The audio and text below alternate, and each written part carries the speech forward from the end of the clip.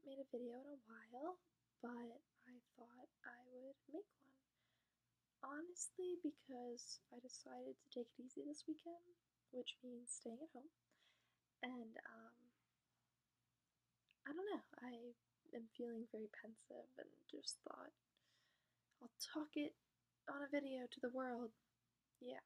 I mean, I like to write. I'm kind of more of a writer, but lately it's hard to have the energy or time to write things that you could just say so easily. Um, yeah. um, I don't know. I just watched this movie called Before We Go. It was actually directed by Chris Evans, who acted in it too. And I'm a big Chris Evans fan. Not just because he's hot.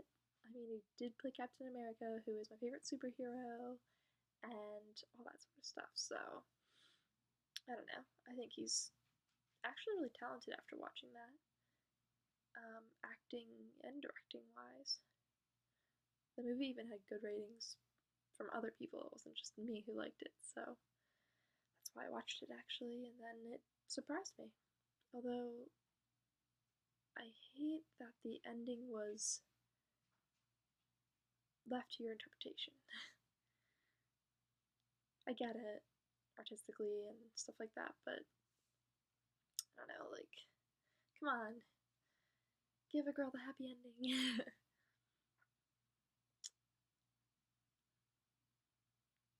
It's funny, I go in and out of these waves of wanting to be in love. Um, I was in a relationship for 2 or 3 years that was really serious, but there were a lot of problems with it, and it ended, and it should have. And then, of course, like right after that, I fall for another guy who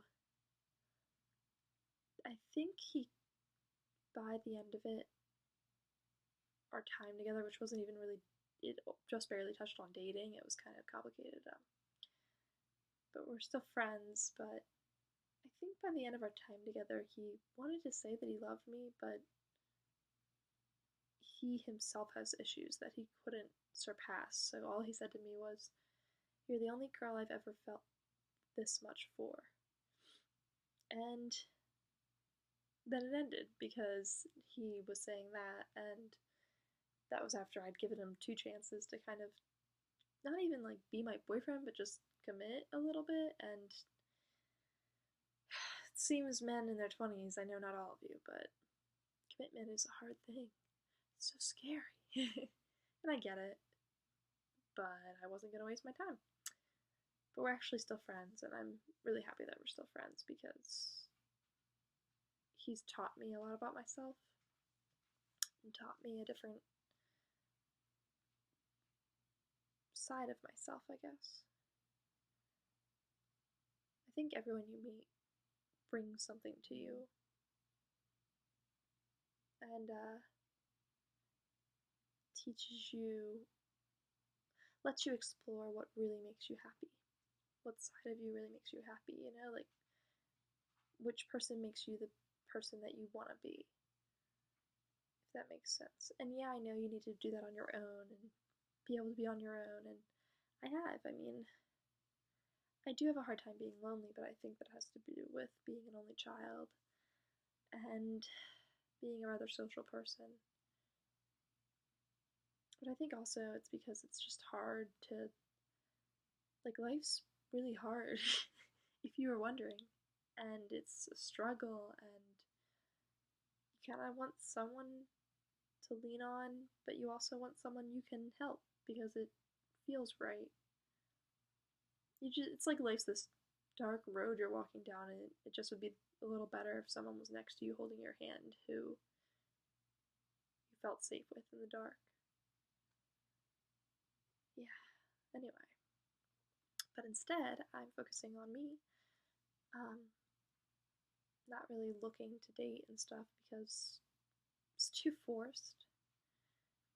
And I always lose hope that things will happen if they're meant to be in life. And then I start getting on dating apps and stuff, but then there are always these awkward, I don't know. I had one good date off of it, but then I just didn't feel right. I don't know. So, I actually just had an interview for grad school, and I'm hoping I get in.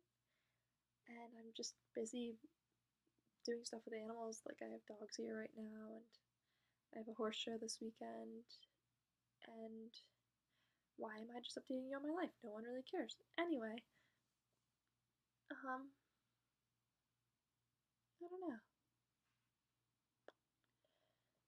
I'm wearing this cool shirt. It's from this website called armtheanimals.com, and it says, "Don't listen to the bull pit," and then it has a pit bull wearing headphones.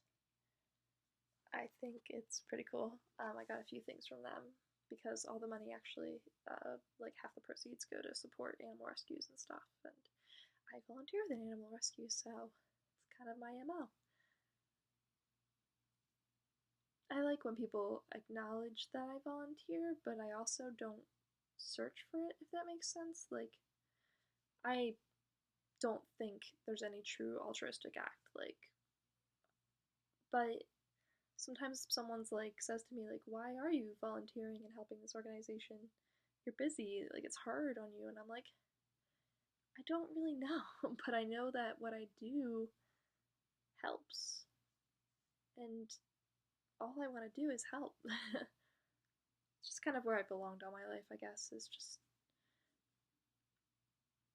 doing things for others, but mostly for animals in my sense. But I don't know. I don't look for gratification on it, but today in my interview, it was cool when she was excited that I volunteer. I told her about my volunteer activities, and I forget that it's something that not everyone does, so that was cool, and I hope I get in. I'm going to be a social worker, so a lot of people think that just means taking kids from their parents in the cities where there's tragedy. But it's not. You can actually be a therapist. You can go into different agencies for specific cases of clinical work. I don't even do the explanation justice. Like, I didn't know how vast this career field can be, but it actually is, like, huge. So yeah, I hope I get in. I'm really excited. I think I can do it. It's scary to think to have to go back to school and do schoolwork, but I think if I want it badly enough, I can do it. And my mom always said that grad school's different and she thought I should go, and I really miss her because she'd be really excited and she would like where I'm looking at going, and I know she'd be proud of me, but I don't know. I miss her all the time. But that's why I went to see her at her. She doesn't have a grave. Was cremated, but she has a. We had a memorial plaque made for her, so I went and saw her. It's been like so beautiful out lately, and I'm just so happy, and it always reminds me every time it's this beautiful out that I need to live somewhere else. I live in the Northeast, and it's very cold and humid and gray a lot of the time. I like sunshine and dry climate. Maybe not burning hot all the time, but I could do with like 1 day of winter and then be done with it. um, I was starting to lose my mind by the end of winter there. But now that it's so nice out, I can't stop being outside, but came in for a little bit, obviously. I actually was diagnosed with like severe allergies. I'm like allergic to everything, except for dogs and horses, which works out well for me, but they tell me I shouldn't have my windows open, but my one window's open right now. I don't care if I'm allergic. I've lived my whole life stuffy and sickly, but I like the outdoors too much, so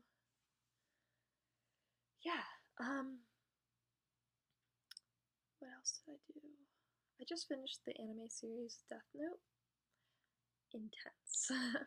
It is very intense, and that it's a really cool show, though. I kind of after one big part happens in the first half of the season, I kind of stopped watching, but then I picked it back up because my friend picked it up, and I finished the series out. I think it might be that only season, but maybe there'll be more. But it was worth picking back up. I'm happy I did it.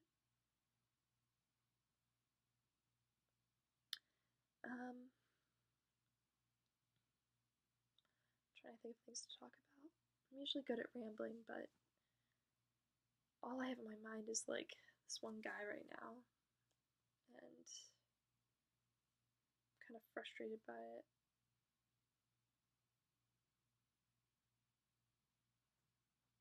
It's also hard to judge like friendships, especially with someone like him. And I don't know. Like, should I bother him to hang out? Why doesn't he kind of invite me on his own? I don't know. You know what else is this kind of sucky feeling is like you don't hear what people say about you, good or bad, to other people, but maybe we should. Maybe we should hear the bad and the good. I wish more people would say those things to each other's faces, because if it's bad, you can learn and correct it. And if you don't take that, then you continue to be who you are, which can be great, but sometimes it's just things that you don't even know about yourself that you would want to correct. But when it comes to the good, I mean, a lot of my guy friends come to me and talk about my girlfriends and how they like them and stuff, including this one guy who I'm kind of like, he asked me about this one girl and said some things, and I know he didn't mean to make me feel bad because he's not thinking that way, but girls are like that. We're comparative.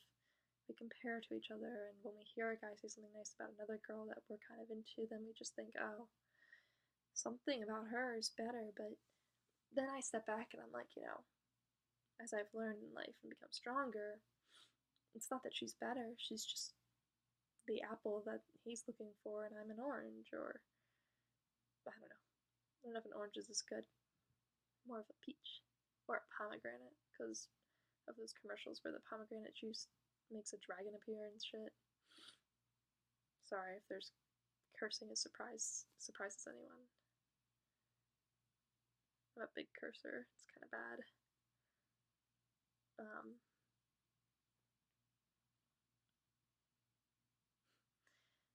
I cut my own hair. This is my own haircut right here. But what's kind of funny is my hair's like pretty thick. So like even if it's not a good haircut, I don't really care because you can't exactly tell. I think I'm gonna ask him to hang out. Maybe I'll start making like this into a real blog where it's the day-by-day transitions of my social life. But the hard part is I still live in my father's house, so when he comes home, I don't really want to be talking to a videotape camera. I don't know, I haven't reached that comfort level with making videos like this. A lot of people who found some of my old videos on a different channel I had kind of made fun of me when I was younger, so just really fucking lame. Like, I don't know. I didn't send them to you for you to critique. I didn't send them to you at all. You found it being a stalker. Like, just another person in this world who enjoys making a video talking to themselves, essentially. We all talk to ourselves, so that's fucking bullshit when people are like, oh, you're weird. I mean, there's a level where you need to realize if you're like, have a real disorder like schizophrenia or something, but I think everyone talks to themselves on a daily basis.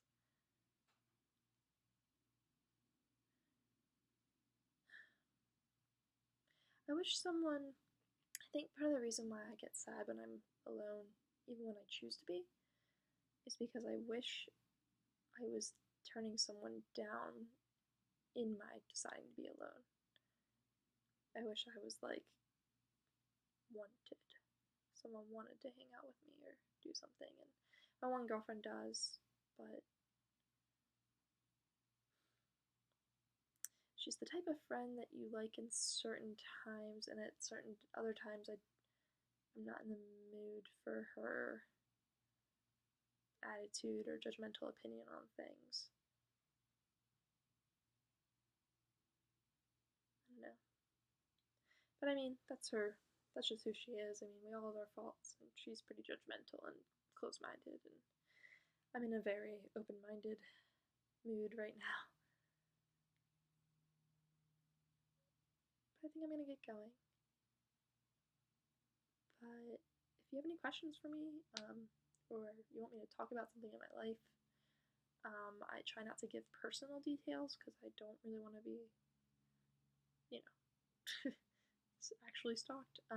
But I'm happy to answer questions or talk to people. If you have any rude comments to make, go ahead. Don't really care. That's about it. Sorry there's no animals in this video, and it's not exactly ASMR, but I have a random timing with videos, it seems, so I'll let you all know if I end up hanging out with that guy and how that goes. The adventures, I should call it that. The Alyssa adventures.